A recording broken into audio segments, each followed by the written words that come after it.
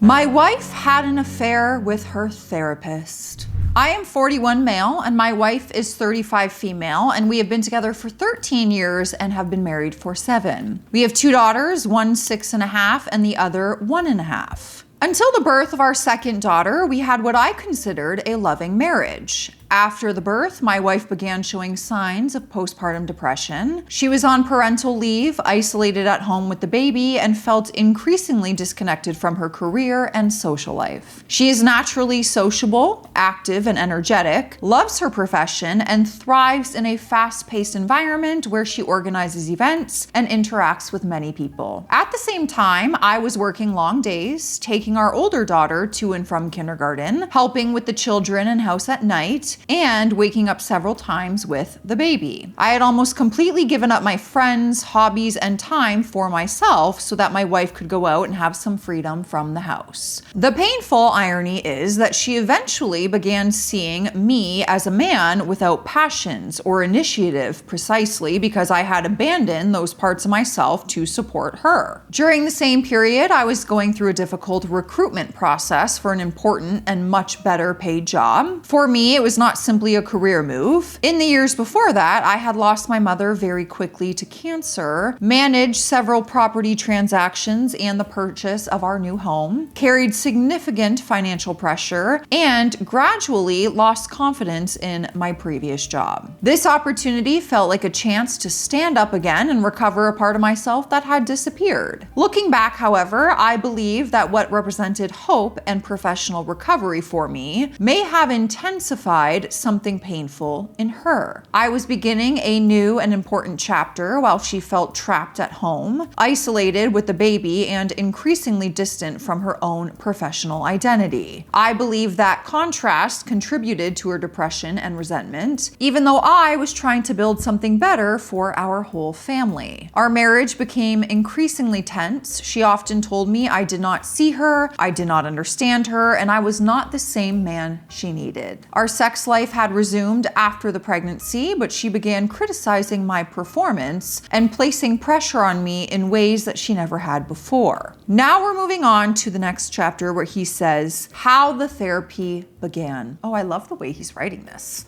At the end of August last year, my wife began individual therapy with a male psychotherapist around 50 years old, trained in integrative psychotherapy, couples therapy, and psychosexual therapy. She said she was doing it to save our marriage. After her first 6 sessions, he invited me to attend one session with her and then another session alone with him. I opened up to him about our marriage, my vulnerabilities, my pain, and my efforts to help my wife. The irony, knowing what happened, disgusting. Disgusting! He was calm, empathetic, and professional, so he gained my trust. I left convinced that my wife was in a safe place and that this man was helping her and our family. Before I left, he came closer to me and told me that my wife was his client, that her well-being came first, and that I should remain calm and trust the therapeutic process. I'm annoyed. I did not know their communication had already begun moving beyond professional boundaries. After the sessions covered by her insurance ended, therapy continued at his private office. The sessions became increasingly long and late,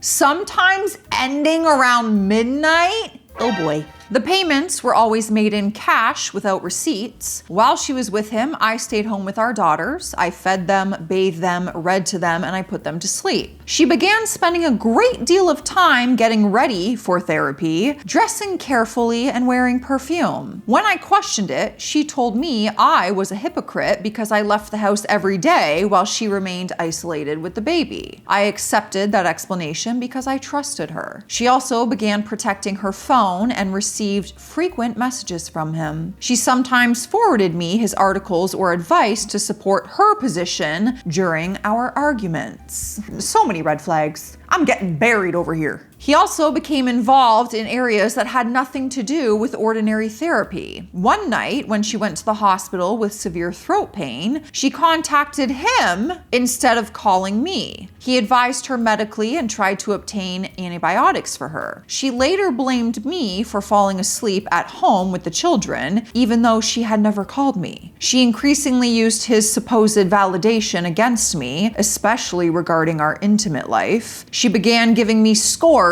for my performance, pressuring me to try things we have never discussed before, and telling me I needed to educate myself because she did not trust my experience. Wow. Okay, just one shot after another for you. Eventually, I developed performance anxiety. Yeah, not surprised. During one argument, after he could not perform physically because it faded under the pressure. She told me she would go to someone else if I was not capable. I defensively replied that I would have no problem with another woman. Oh, well, that'll do it. She later removed my words from their context and used them as part of her justification for what she did.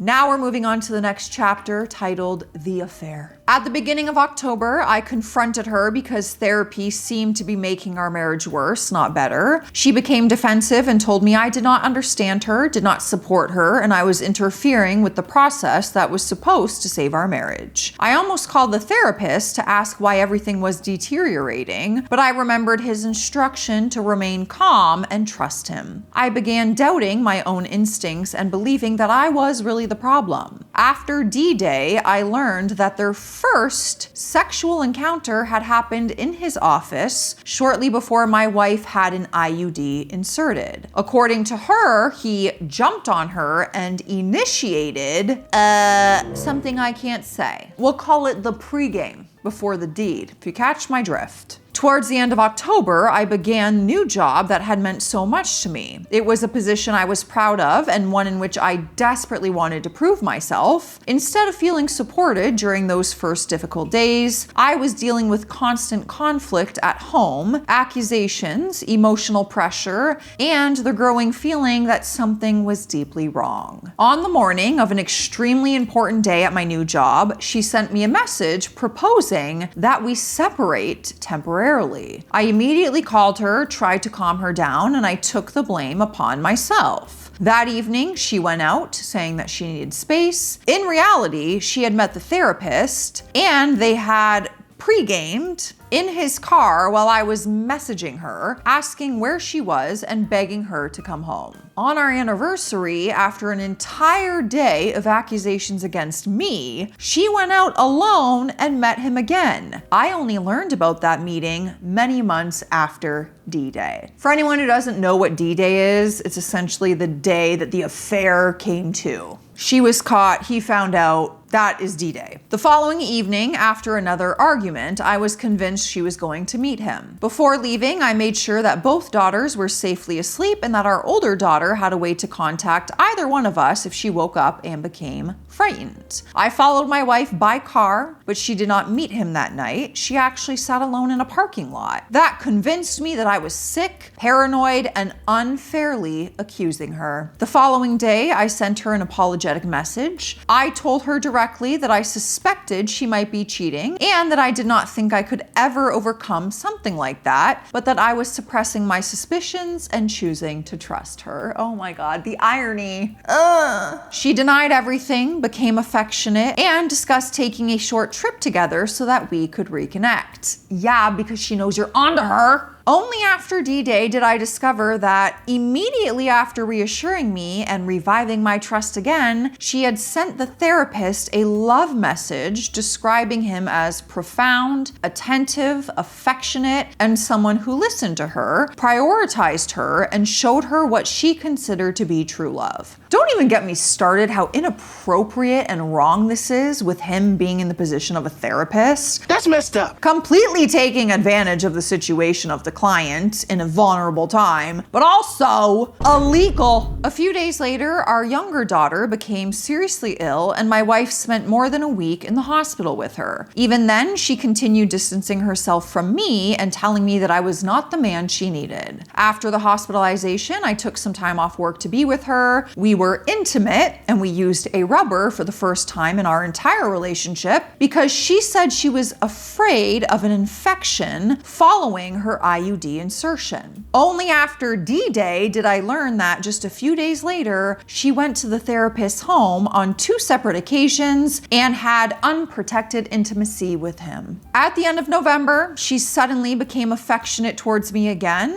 We presumed our unprotected intimacy, and for a brief period, I felt like she was returning to me. Her therapy sessions also stopped abruptly. She told me it was because of the holidays and that they would resume in January. In reality, the therapist had decided to end their relationship. At the beginning of December, I left the country for a 5-day business trip. Our messages were frequent and affectionate, but being away gave me time to think. I finally allowed myself to consider what my mind had previously refused to accept, that my wife might actually be having an affair with her therapist. During that trip, he sent her a voice message telling her that their relationship had to end. According to her later story, she became angry, drove to his home to confront him, argued with him, and then pre-gamed with him after he invited her into the bedroom. She now describes that act as revenge and claims it was the last time that she saw him. I still cannot understand what kind of revenge that could possibly be. Revenge on him because he dumped you? And then okay. Yeah, I don't get that either. Now we're on to the next chapter titled D-Day. Selfishly, I'm most excited for this one. So sorry. On the evening I returned from the trip, she left her phone beside the bed and fell asleep. Here we go. For the first time in our relationship, I searched for it. Most of the WhatsApp conversations, messages, and call history with the therapist had been deleted. However, I found fragments of her conversations with ChatGPT. She had been seeking help regarding her relationship with her therapist, looking for churches where she could confess, and explicitly writing that she had cheated on her husband with him. I confronted her and she broadly admitted the affair. She also told me that the affair had already ended before I discovered it. Hours of trickled truth followed. She did not tell me the full extent of what had happened. She argued that I needed to understand her and even said that this was less serious than a one-night stand would have been. I don't think so. That night, I did not learn the whole story. I only learned that there was one. The full timeline emerged over many months, usually only after I found another inconsistency or fragment. She had deleted almost everything, and I became nearly obsessive about reconstructing messages, calls, therapy sessions, and meetings before every new revelation changed the meaning of the months before it. What a nightmare. What a freaking nightmare. Next chapter, he is calling After D-Day and Where We Are Now. To be honest, I am surprised you're still in it, my friend. Very surprised there is an after. After D-Day, I was devastated. I could barely function at my new job, but I still tried to protect our daughters and protect my wife because of her mental health and the fact that she remained home alone with the baby. At first, I did not feel that she had truly returned to me. She continued blaming me for our marital problems and often refused to discuss the affair. She said my questions were torture, walked out of conversations, and quickly became defensive. Her attachment to the therapist did not disappear immediately. She tried to convince me that he had been the only person who truly understood her and that she could resume therapy with him without crossing boundaries again. I don't think so. Absolutely not. No, thank you. To me, the fact that she could even suggest that showed how emotionally dependent she had become and how deeply immersed she still was, to the point that she could no longer understand the seriousness of the situation. Yeah. That's a fair point. The therapist also sent me a message assuring me that their relationship had ended and that he would not interfere with our marriage. So kind. Oh, you're not going to interfere with my marriage? What do you call sleeping with my wife all these months? Definitely not interfering with my marriage. He needs to be fired. But the message did not contain a real apology or meaningful accountability to what he had done. Instead, he tried to place the burden of responsibility on me. The message left me with the feeling that I was now expected to be the responsible person for everyone involved: my wife, our children, our marriage, and the consequences of a situation that he, as the professional with power and knowledge, had helped create. Even after everything he had done, I was somehow being positioned as the person who had to remain calm, act responsibly, protect everyone, and carry the consequences. My wife did not block him immediately, saying she was afraid of him and his reaction. When she later discovered that he had blocked her on Facebook, she said, "This is insulting and disrespectful." That reaction showed me how deeply his rejection still affected her. Later, he contacted her again on WhatsApp with a message beginning with, "I'm taking the liberty," and then recommended a parenting course. She showed me the message immediately. She eventually sent him a firm no contact message, but this happened after I repeatedly insisted that all contact had to end. The fact you had to even ask, are you kidding?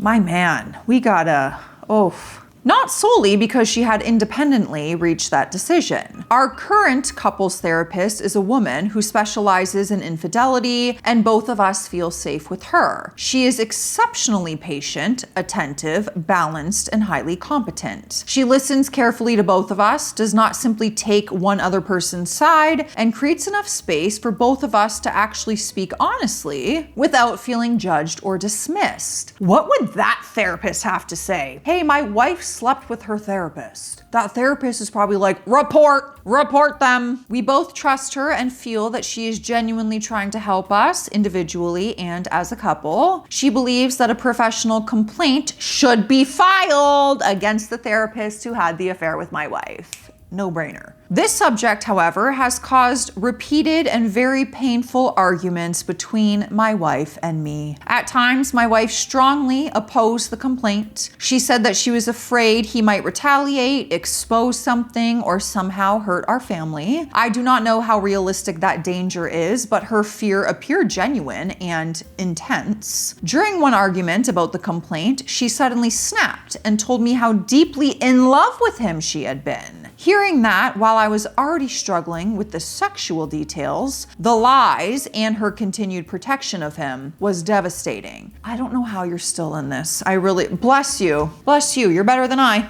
At another point, she abruptly told me to file the complaint, but because her position had changed so many times, I could not tell whether this was a genuine acceptance or accountability or some kind of test, whether she wanted to see if I would actually do it or wanted to be able to say that she had not stopped me. The truth is that the evidence I have is limited. Most of their direct conversations were deleted. I have fragments from my search, some messages and call information, parts of the chronology I reconstructed, certain admissions from my wife, and a small number of details that survived. I do not have their complete conversations or a full documentary of what happened. This leaves me trapped between wanting professional consequences for a therapist who seriously abused his position and fearing that I may not have enough evidence, that the process may further destabilize my wife, or that it may bring even more chaos into our family. Today, almost 8 months after D-Day, we are still together and attending couples therapy. We have very good days full of affection and love when I believe our family might survive. Then something triggers me and the images return. His office, his car, his home, the lies, and the fact that I was caring for our daughters while all of this was happening. My wife says she regrets it and wants to continue our marriage. Sometimes I see remorse and genuine effort. At other times, she becomes defensive, minimizes what happened, or returns to blaming me and the problems in our marriage. In those moments, moment, I do not know whether she truly understands what she did to me. Also, he's the one who ended it, so if that therapist did not end their secret affair, she'd be in it. She would still be in it. She said she's in love with him. She is supposed to return to work in October after almost 2 years of parental leave. I am genuinely happy for her and fully support her return. I know how much she loves her profession and how much she needs to interact, the movement, the responsibility, and the sense of identity it gives her. I believe returning to that environment will do her good and may play an important part in helping her recover in her depression. At the same time, her workplace will place her back in the same wider area where the therapist has his office.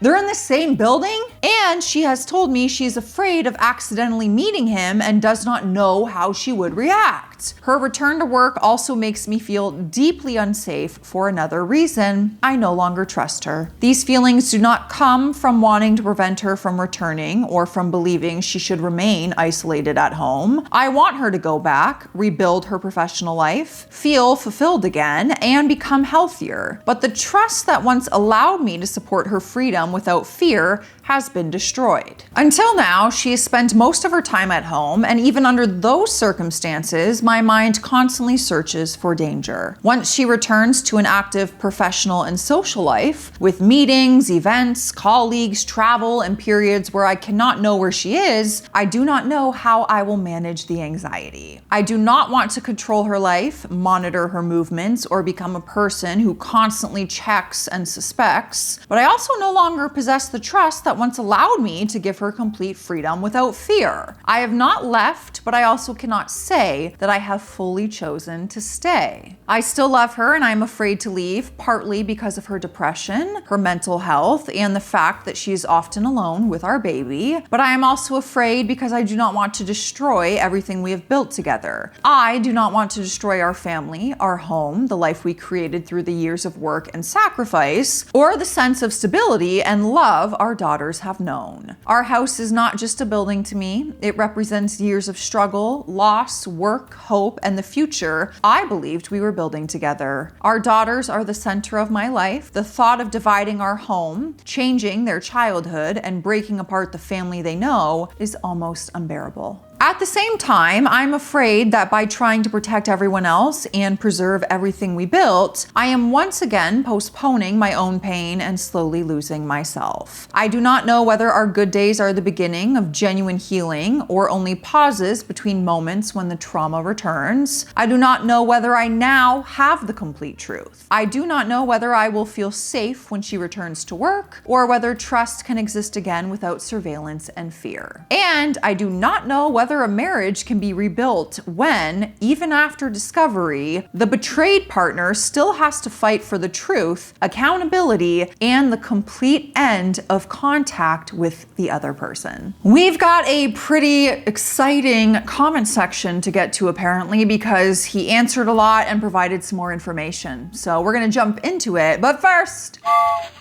it's time to hop on Hydration Station. Lila already did. It's now our turn. Cheers, drink your water.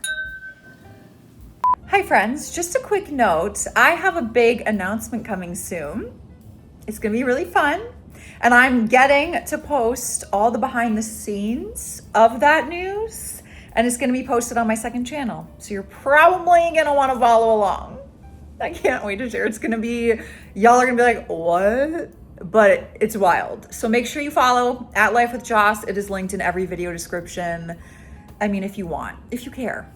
All right, first comment. Please, as a psychologist, I beg you, talk to a lawyer and report this piece of shite. Begin the process without telling her because she can try to convince you not to do it. This guy is a creep who took advantage of your wife in a delicate state and will destroy another marriage in the future. Please, please report him. OP said, I am going to make a complaint, I promise. I'm just not ready yet. I am aware he is probably doing this or will do this to other couples or vulnerable people.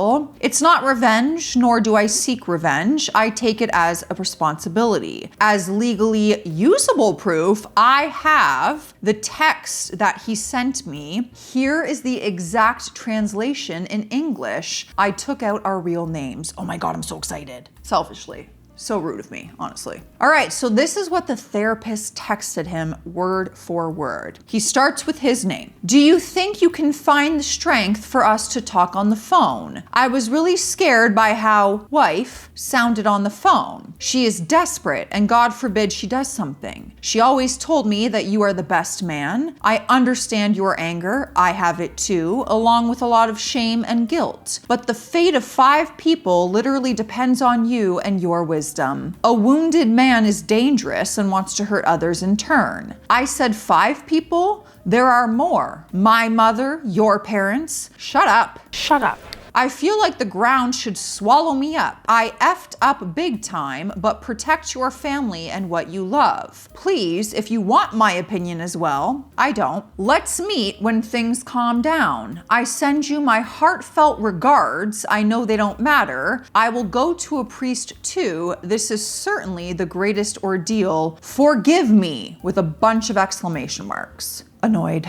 I also have an email my wife sent after D-Day to our female couples therapist as a context before our first session, in which she explicitly admitted that her individual therapy had developed into a very personal relationship involving hours spent on the phone, going out together, and physical intimacy. She did not give his name though in the email, of course. Other proof is on my wife's phone, and I don't think I can legally use it in my case. My wife also does not want to help with the complaint, so she won't be giving you anything, I guess, from her phone.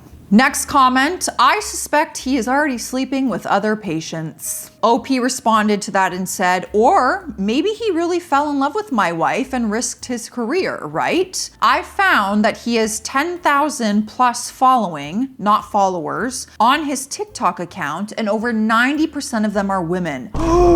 He's on TikTok. How sick is that? Oh, and at one point, my wife told me that the therapist had told her about how he was screwing some woman in her apartment while her husband was outside the building, completely unaware of what was going on. How sick is that? Believe me, I still haven't recovered from how sick and twisted all of this is. It is becoming increasingly clear to me that I need to report this scumbag. It is awful to think that my inaction could mean that other people may end up victims of him as well. I don't know whether the evidence I have is enough. I would prefer to remain anonymous for the sake of my family. You never know how someone like this might retaliate if he loses his license, and that is not a risk I'm willing to take. I will consult a lawyer before doing anything. Next comment. I will keep it short. This sham of a marriage has been over for a long time. She cheated, lied, gaslighted, and emotionally harmed you. She's not a good person, and you will never trust her again. For the sake of your children, you need to see an attorney and get out. You also need to report her therapist to the psychiatric board. What he did was unconscionable and crossed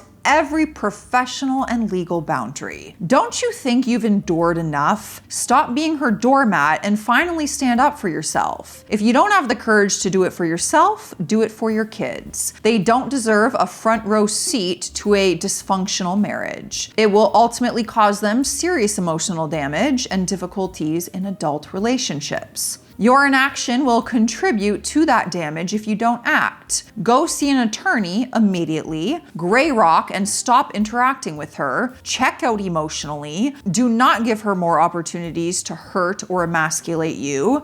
Don't you think it's already time? Make the call. Yikes. Some hard truths in the comment section. Next comment. I don't see a path towards reconciliation since she isn't fully remorseful. Pour your energy into the job and kids as there can't be much left for the crappy wife. Does she really want to continue the marriage or just not lose partial access to her kids? I would definitely be planning my exit. You are never to blame for her cheating. Whatever choices you made prior were forgivable and manageable. Her choices left you with lifelong trauma. Next comment. I don't think your wife is the person who should be deciding if this guy gets reported. She was in love with him and was still protecting him after everything came out. I would talk to your current therapist and find out what you can do. And with your marriage, I think the bigger problem is you are still having to pull the truth out of her. You can't fix this by yourself. I hate to say it, but it kind of sounds like she came back to you because he ended it. I suggested that. She was still in love with him and is still protecting him after D-Day. I'd have a really hard time wondering if she's with you because she wants you or because she can't have him. Wow.